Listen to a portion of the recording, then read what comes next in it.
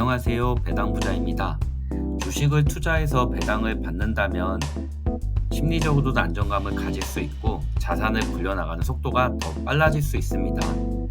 이 배당을 다시 또 재투자한다면 어떤 일이 일어날까요? 배당부자는 배당을 받아서 어떻게 재투자하고 있는지 이야기 나눠보겠습니다. 배당부자의 ISA 계좌 주식 현황에 대해서 살펴보겠습니다. 총 8개의 주식과 ETF를 보유하고 있습니다. 우리 금융지주가 33% 정도로 가장 많은 비중을 차지하고 있고, 현대차는 올해 처음 매수를 시작했는데 한도가 부족해서 많이 매수하지는 못했습니다. 그래서 내년에 남아있는 5년차의 비중을 높이는 부분을 고민하고 있습니다. 옆에 배당 주기를 보면 월배당, 분기배당, 연간배당 이렇게 주식이나 ETF마다 다른 배당 주기를 가지고 있습니다. 오늘 주로 이야기를 나누고자 하는 상품은 바로 타이거 미국 AI 커버드콜 상품인데요. 이름이 너무 길어서 조금 줄여서 읽어보겠습니다. 지금 가지고 있는 비중은 20%인데 본격적으로 이야기를 하기 전에 9월 초에 받은 배당 내역을 간단히 살펴보겠습니다. 먼저 9월 처음으로 받은 배당은 타임폴리오 ETF입니다. 7,600원 정도의 배당을 받았고요. 이 상품은 제가 연금저축 계좌에서 보유하고 있습니다.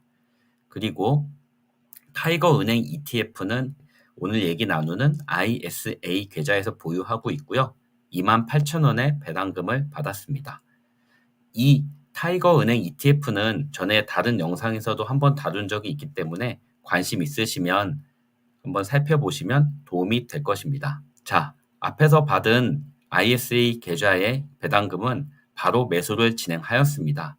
3개 주식을 매수했고요. 총 보유 수량은 1232주가 되었습니다. 그리고 지금까지 제가 ISA 계좌에서 받은 누적 배당금은 1121만원 정도 되는데요.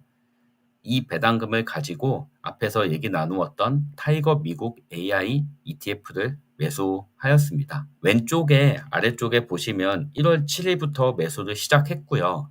오른쪽 맨 위에 보면은 지난주 9월 5일까지 매수를 진행했습니다. 어떻게 보면은 이제 9개월 정도 들어가는 시점인데요. 과연 어느 정도 성과가 났을까? 이제부터 살펴보겠습니다. 앞에서 얘기 드린 것처럼 투자 원금은 1,121만 원 정도인데요. 현재 평가액은 분배금을 포함해서 1,366만 원입니다. 투자 원금 대비 총 수익률은 21.8%입니다. 아랫부분에 캡처에서 보이는 총 수익은 14% 정도로 나오는데 이제 중간중간 분배금을 매수한 것까지 평균 단가로 계산을 해서 그렇고요. 투자 원금 대비 수익률은 21%로 이해해 주시면 되겠습니다.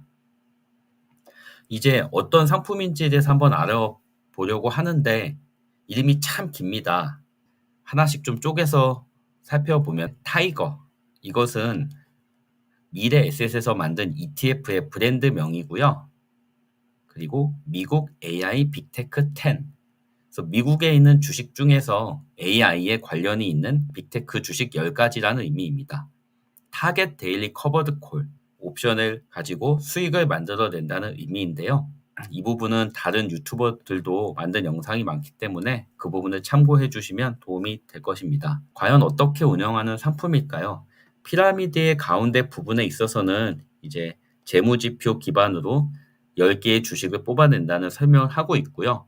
오른쪽에 보시면은 90%는 기초 지수에 상승하고 10% 정도는 콜옵션을 매도한다고 표현하고 있습니다.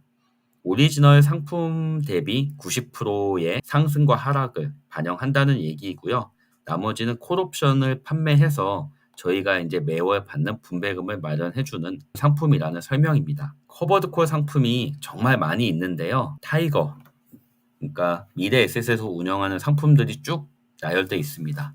하지만 이거 말고도 사실 더 많은 상품이 있는데 일단 이 설명에서는 커버드콜에 관련된 상품만 모아놓고 설명을 한 상황이고요.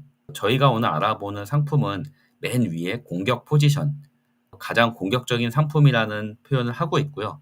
나머지 아래쪽에 보면은 미드필더 그리고 수비 포지션 이렇게 상품을 좀 나누어서 표현을 하였습니다. 근데 제가 생각하기에는 사실 가운데쯤에 있는 S&P 500은 어떻게 보면은 미드필더보다는 수비 포지션에 조금 더 가까운 상품이 아닐까 생각은 하고요. 공격적인 포지션에 있다고 무조건 좋지는 않습니다. 지금 제가 빨간색 그래프로 표시한 것처럼 보면은 오를 때는 잘 오르지만 하락할 때는 가장 급격하게 하락을 했던 게 AI 빅테크 10 상품이고요. 반대로 아래쪽에 파란색 그래프를 보면 수비 포지션에 있는 상품들은 상승도 크지 않았지만 하락도 크지 않았습니다. 사실 어느 상품이 좋다 나쁘다의 판단은 각자 개인의 투자 성향에 따라서 필요하다 생각하고요. 저 같은 경우는 이제 배당 투자를 기본으로 하고 있지만 배당금에 대해서는 공격적인 투자를 하고 싶기 때문에 이 상품을 투자를 하고 있습니다.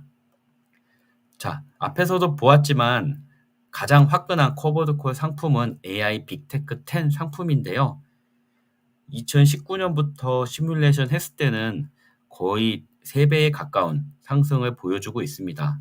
앞으로도 과연 계속 그렇게 상승할 수 있을지 기대가 되지만 앞에 설명한 것처럼 하락할 때는 하락폭이 크기 때문에 너무 많은 비중을 투자하는 것은 추천하지 않습니다. 앞에서 나왔던 종목 선정 기준을 자세하게 보여주었는데요. 한 가지 주의가 필요한 게 이 상품이 상장했던 2024년 9월 말 기준에서 이제 설명이 되어 있고요. 표 안에 있는 10개 회사들은 대부분 이제 저희가 아는 회사들인데요. 혹시라도 모르는 회사가 이 안에 있다면 한 번쯤 공부를 해 보시는 것도 도움이 되리라고 생각합니다. 자, 앞에서 뽑아놓은 회사들 10개를 어떤 분야에서 비즈니스를 하고 있는지 설명을 하는 화면입니다. 뭐 애플, 알파벳, 메타 다 저희가 아는 회사고요. 가운데 부분에는 이제 반도체 관련된 회사들이 많이 있고요. 그리고 오른쪽에도 너무 유명한 마이크로소프트, 아마존 이런 회사들에 투자를 하고 있습니다. 그리고 이 상품은 매월 15일을 기준일로 해서 분배금 기준 날짜를 정하고요. 보통 18일에서 19일 정도를 받게 되는데 매월 이제 달력에 따라 휴일이 다르기 때문에 조금씩의 편차는 발생하고 있습니다. 그래서 이제 미래에셋에서는 월 중순에 배당금을 받고 싶을 때, 월 말에 받고 싶을 때 여러 가지 상품을 조합해서 어떻게 운영을 하는 게 좋은지 한촉을 하고 있습니다. 이 상품이 처음 계획했던 것처럼 잘 운영되고 있는지 확인해 보겠습니다. 먼저 이해를 해야 되는 부분이 있는데요. 가운데 부분을 보면은 기준 가격이라는 표현이 있고 시장 가격이라는 표현이 있습니다. 그래서 기준 가격은 저희가 분배금을 받고 나서 그 분배금으로 다시 매수를 했을 때, 그랬을 때 예상이 되는 수익률을 기준으로 하고 있고요. 시장 가격은 분배금을 받고 나면 이제 ETF의 가격이 떨어지기 때문에 분배금을 받고 나서 조정된 가격을 기준으로 작성되었습니다. 그래서 시장 가격은 항상 기준 가격보다 낮을 수밖에 없고요. 그래프에서 보시면 제가 흰색 화살표를 위아래로 벌려놨는데요. 그 갭이 바로 저희가 받은 분배금의 갭으로 이해할 수가 있습니다. 그리고 하나 조금 나중에 확인을 해봐야 되는 부분이 있는데 얼마 전에 미래에셋 ETF 홈페이지가 업데이트를 했는데요. 그러면서 표현이 좀 바뀌었습니다. 대표 지수는 코스피 200 지수라고 지금 표현을 했는데 이전 자료에서는 나스닥이라고 표현을 했었거든요. 미국 시장에 대해 투자를 하는 상품인데 이거를 대표 지수를 코스피 200으로 하는 게 맞는지 아니면 단순한 표기 실수인지 다음에 한번 확인을 해서 다시 알려드리도록 하겠습니다. 그리고 이 상품이 비교가 돼야 되는 기초 지수인데요. 잘 보시면 빅테크 10 플러스 15% 데일리 프리미엄 지수 TR이라는 표현이 있고요. 15%는 연간 15%를 분배금으로 지급하는 것을 목표로 하고 있다는 뜻이고요.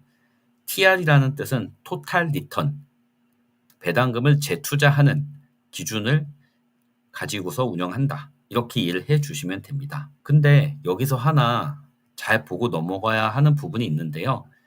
ETF가 잘 운영이 되고 있는지는 기준 가격과 기초 지수가 얼마나 차이가 있는지를 살펴볼 수가 있는데, 지금 보시면 1개월, 3개월, 6개월이 지나면서부터 기초 지수와 기준 가격이 차이가 나기 시작하고 있고요. 심지어는 상장 이후에는 1.64%까지 벌어지는 것이 확인이 되고 있습니다. 그래서 이 부분에 대한 이해가 좀 필요한데, 그래서 요즘은 인공지능을 많이 활용하기 때문에 제미나이에게 한번 질문을 해봤고요.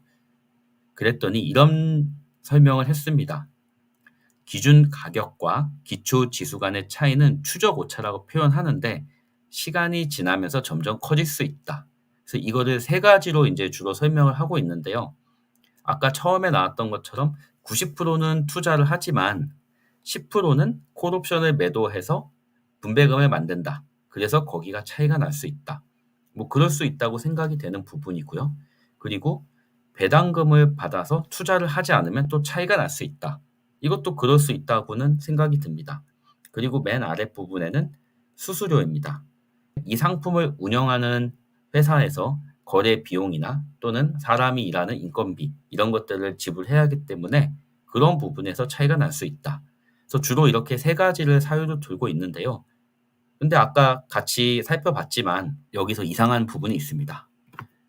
뭐냐면 아까 분명히 상품에서 기초 지수는 15%를 타겟으로 하는 TR이라고 설명을 하고 있거든요. 이 얘기는 TR이라는 얘기는 토탈 리턴, 그러니까 분배금을 재투자했을 때라는 얘기이기 때문에 두 번째 사항은 해당이 되지 않고요. 그리고 이 상품이 데일리 프리미엄 지수라는 표현을 하면서 커버드 콜이라는 표현을 했기 때문에 상승 잠재력의 제한, 이것 또한 이제 포함이 됐다고 보고 있고요. 그러면 남은 가능성은 수수료밖에 없는데 이것도 조금 이해가 어려운 부분이 있습니다. 왜냐하면 수수료에 대한 부분의 설명을 보면 회사에서 설명한 연간 수수료는 0.25%입니다. 하지만 아까 나온 추적 오차는 1.65%에 해당했기 때문에 너무 많은 차이가 벌어졌고요. 하지만 상품이라는 게 일시적으로 괴리율이나 추적 오차가 크게 벌어지는 경우도 있기 때문에 좀 더 시간을 가지고서 살펴봐야 한다고 생각합니다.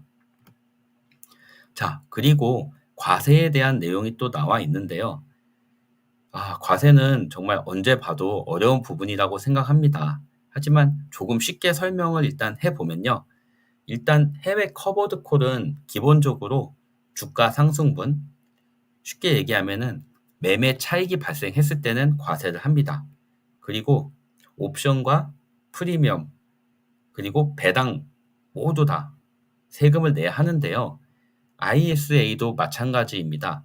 일단 ISA 계좌라서 배당금을 받을 때는 세금을 내고 있지는 않지만 나중에 해지할 때는 어찌 될지 확인이 필요합니다. 연초에 외국 납부 세액 이슈가 발생해서 정부에서 방안을 마련하겠다고는 했지만 아직 혼란의 여지가 있기 때문입니다. 한 가지 더 재미있는 부분이 있는데요. 그렇다고 해서 분배금이 무조건 과세가 되지는 않습니다. 홈페이지에서 다운을 받은 자료고 오른쪽에 주가, 분배율은 제가 따로 입력을 하였는데요. 가만히 보시면 가운데 표시한 부분에서 과세 표준액이 0으로 있는 달이 3번 있었습니다. 사실 이때를 이제 잘 기억해 보면 주가가 과도하게 하락을 했을 때인데요. 자세한 설명은 아랫부분에 나와 있는데 설명이 아주 복잡합니다. 그래서 나중에 정확하게 이해가 되면 한 번 더 설명을 드리도록 하겠습니다. 경험상 주가가 많이 하락했을 때는 과세 표준이 0이 돼서 세금을 내지 않는 경우도 있더라. 이 정도로 이해를 하면 좋을 것 같고요. 에서 나오는 분배금이 무조건 과세는 되지 않는다. 그런 경우도 있다. 이렇게 이해를 하면 좋겠습니다. 지금 투자하는 구성 종목은 바뀌지 않았나 한번 살펴보았습니다. 자세히 보니 AMD가 빠지고 테슬라가 추가되었습니다. 아직 비중은 크지 않지만 AI 쪽에서 투자가 지속되고 있기 때문에 새로 편입이 된 것으로 보이고요. 사실 테슬라는 전기차에 대해서도 많이 유명하지만 옵티머스라는 로봇으로도 굉장히 유명합니다. 앞으로 테슬라가 어떤 모습을 보여줄지 정말 기대가 됩니다. 마지막으로 커버드콜 ETF에 투자할 때 주의점을 알아보겠습니다. 미래에셋에서 공지한 내용인데요. 첫 번째로 종목명에 기재된 목표 분배율은 확정 분배율이 아닙니다. 이게 왜 그러냐면 분배율이 나올 때에는 그 시점에 주가를 기준으로 해서 퍼센트를 정하게 됩니다. 예를 들어서 12%를 타겟으로 하는 상품이 있다면 주가가 10,000원일 때에는 100원, 20,000원일 때에는 200원 이런 식으로 이제 분배율 기준이 바뀌게 되고요. 바꿔 얘기하면 쌀 때 잘 매수를 한다면 주가가 상승하면서 내 분배율이 올라가는 효과도 있겠지만 반대로 내가 산 것보다 가격이 떨어진다면 분배율이 그만큼 하락하는 효과가 있다는 설명입니다. 그리고 그 다음 부분은 프리미엄은 우수 상품을 의미하지 않는다는 부분인데요. 이거는 이제 예전에 정부에서 한번 상품명을 가지고 혼란을 줄 수 있다고 시정명령이 내려왔던 부분이고요. 그리고 비대칭적 손익구조.